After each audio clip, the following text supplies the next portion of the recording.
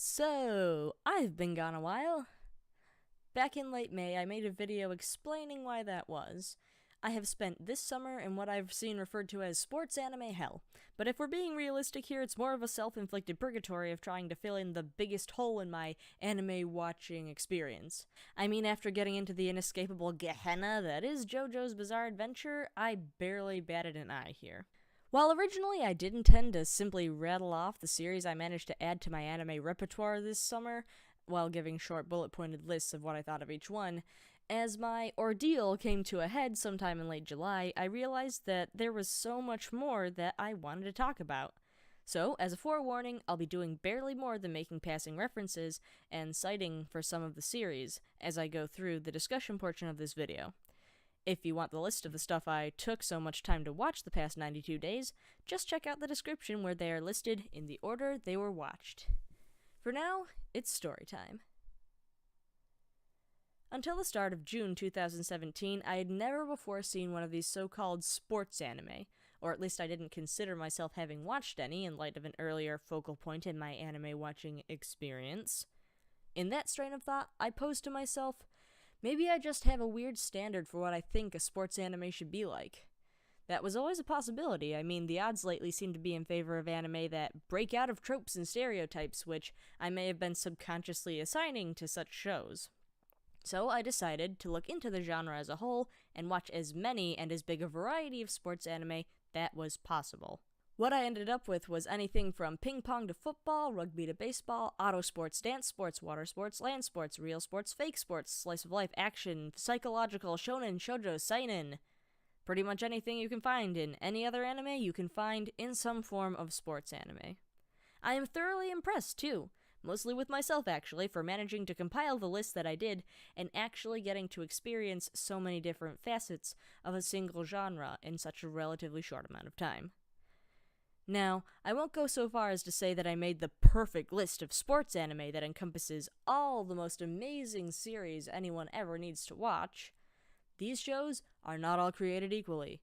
I did not enjoy all of the things that I chose to watch, and I was disappointed and drained by quite a few of them.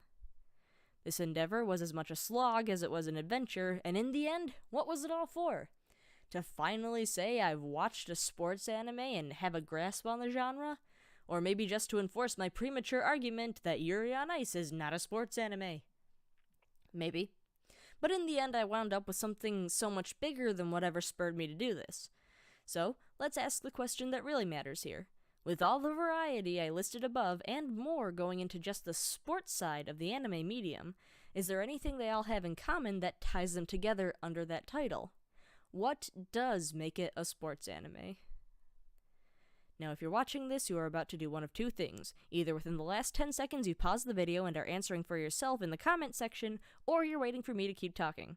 If you are of the latter sort, be aware that you are about to expose yourself to what we call a series of opinions, backed by personal experiences in and feelings about the matter. As I dive into that, if you keep the video playing, I'd like you to bear that in mind as I present the results of my findings this summer in an attempt to answer this very question in my own words. Got it? Without further ado, it appears that there are three common factors among the various manga, anime, shows, and movies that can be put under the sports category that encompass the genre. Regardless of the sport in question or the subcategories the anime falls into, these three things have to be present to capture the essence of what a sports anime is. First and foremost, I need to emphasize how a series presents the sport it is trying to depict, and how much time is spent explaining how that sport works. This particular rule is subject to its own unspoken rules regarding the subject matter. Some series about popular sports are allowed an understood amount of leeway under the unspoken rules because soccer, or football, for example, is the most popular sport in the world. Even if we're working under the assumption that not all people know how the game is played, there are dozens of sports anime about soccer, and any given show will have a little bit of wiggle room with being able to talk about the official rules or how the sport works if there are secondary focuses that need a little extra time to develop. The same thing works for baseball. There are lots of baseball anime, and actually a lot of bicycling anime as well. Needless to mention all of the martial arts anime, which have a category all to themselves rather than working exclusively under the sports title. However, for some of these lesser known or acknowledged sports, like, say, swimming, rugby, or American football, which is not so popular in Japan that everyone knows it, a marginal amount of time needs to be spent saying what's happening or risking alienation of their audience.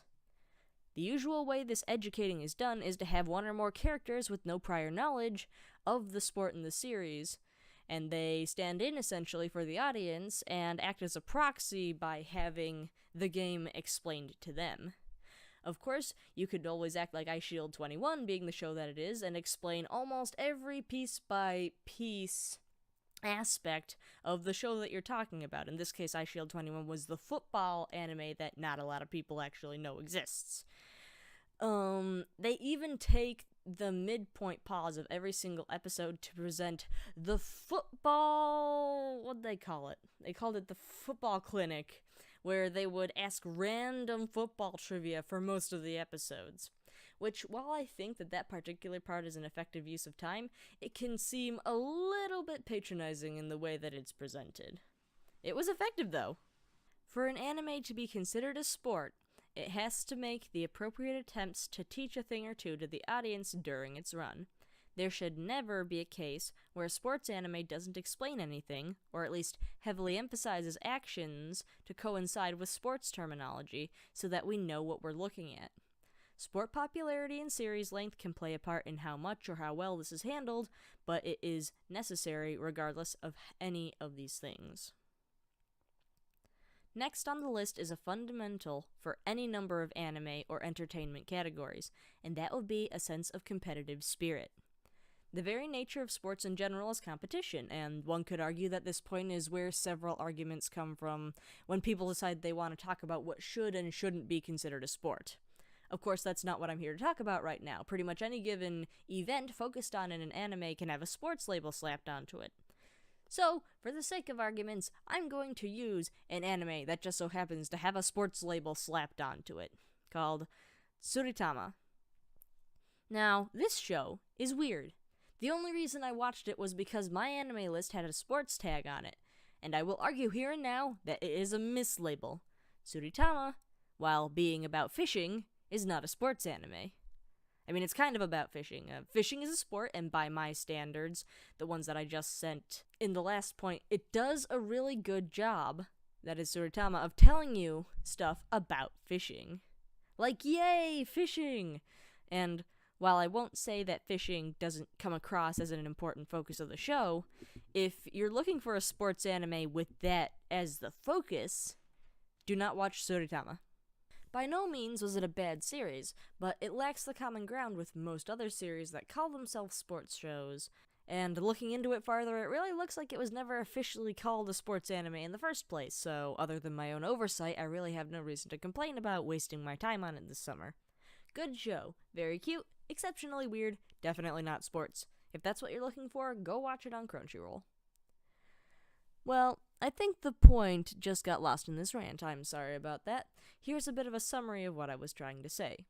Sites like My Anime List mistakenly label Tsuritama a sports anime just because a sport happens to be a prominent part of the show. In reality, this is an inappropriate tag, because while it does talk about fishing a lot and teaches the viewer quite a bit about it, it lacks a sense that fishing is what the show is about. I mean, it really isn't. The show is about family and friendship and aliens and the Indian Secret Service investigating said aliens. Then there is also fishing. For aliens! Without the sense of competition and the feeling of a goal to strive for in that sense, the sport isn't anything more than a vehicle to carry the prevalent themes of the story. Lastly, and probably most importantly in what makes a show a sports anime, is the protagonist and by extension supporting cast of the series. Whether the sport be cheerleading or boxing, it is crucial to know why the people we are watching in the world of these activities are there, and what it means to them.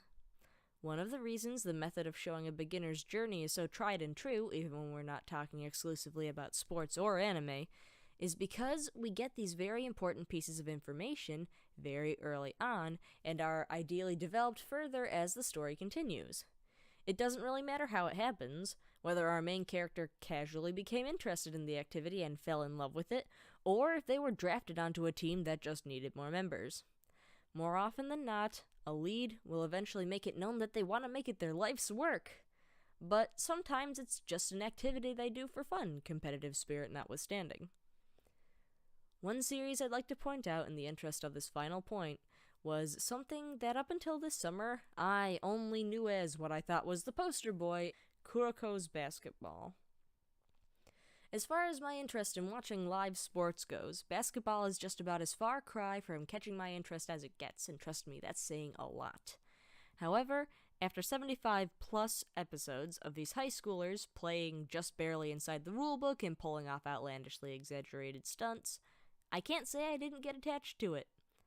I'd need a whole other video to explain all my feelings about this series and why it became one of my top 5 sports anime over the summer, but I'll try to keep it brief for now. My reasons for bringing it up here and now are more than just personal.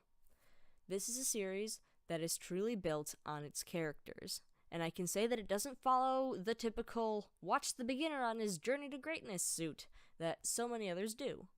All of the main characters we are introduced to have pre-established experience in the sport of basketball, and nearly all of the conflicts stem from already existing relationships that are explored in retrospect as the story goes on. Of course, there's still further development, but that's aside from the point. Our title character, Tetsuya Kuroko, has already established an infamous, if not low-key, reputation for himself before even being properly, and rather enigmatically, introduced. The theme of the series is not based on a single or even multiple persons clawing their way up to the top of a tournament roster, but rather in the clash of ideals surrounding the sport and what it means to be on the court to each of them. As the extended title tells us explicitly, the story is about Kuroko, the basketball that he plays, and the adversity that he faces as he tries to help his new team prove their mettle based on that ideal against his former teammates, the terrifyingly powerful Generation of Miracles. Outside of these core thematic elements, the basketball that Kuroko plays is still a shonen sports series that doesn't do anything to disguise that, but it is nonetheless an exhilarating show, and I believe that that base theme and clash of ideals is what sets it above par and was worth 75 plus episodes of occasionally drawn-out basketball games. And I can't wait for my chance to see the final movie. Yes, sports anime. It doesn't matter if you consider it a sport, or even if it's a real sport, or an athletic sport by nature. It doesn't matter if it's being played as a profession or as a hobby, as long as it gives you an idea of what makes it a sport and how much painstaking knowledge, time, and training goes into it. It doesn't matter if the stakes are personal, life-changing, or world-saving, assuming that the stakes are there in the first place. But above all, regardless of who the characters are that we follow through any length of real sports anime, what matters to us is knowing why or why not it matters to them, and how they came to feel that way. Based off of a summer in sports anime purgatory, this is what I believe makes or breaks a sports anime. Well, that's that then. Thank you to everyone who managed to watch this video all the way through to the end. How do you feel about sports anime? Have you watched any? If so, what's your favorite? Does it coincide with the things I listed here, or is there something more you think I'm missing? Comment below and we'll see about getting some interesting conversations going. Looking for a recommendation? Well then ask me, because sports anime are so varied, it can be hard to pinpoint one I think any given person can enjoy. But if you want to jump in on the seasonal bandwagon, I can point you to one called Welcome to the Ballroom, and it is amazing! As always, if you want to see more of this picture that I put together during the video, you can click on the link in the description below to the DeviantArt page that it is featured on. Consider subscribing, but be aware that this may be the last video I ever actually schedule putting up on here, and it's only going to get less consistent from now on, unfortunately. However, you can follow my Twitter and my anime list if you like to know what this casual anime fan is keeping an eye on between regular bouts of daily life and the struggles of an independent artist. Speaking of which, I always like suggestions for drawing and artistic attempts, so you can comment those too. I've been experimenting with my art style and technique, trying to see what works and all that, but I love doing things for people. See my video of putting stuff in a jar as a reference. And with that, I'm finally done talking. Thanks again, people of Earth and elsewhere, for taking the time to watch this, and I hope to see you in the next video. Whenever that is. Ciao!